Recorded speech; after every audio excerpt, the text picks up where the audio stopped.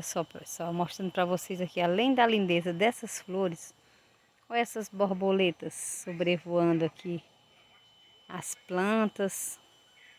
Que coisa linda é a natureza, né, gente?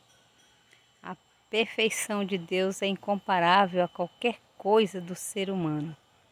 Olha, cada cor diferente, né? Tem alaranjada com preto, branco com preto, marrom.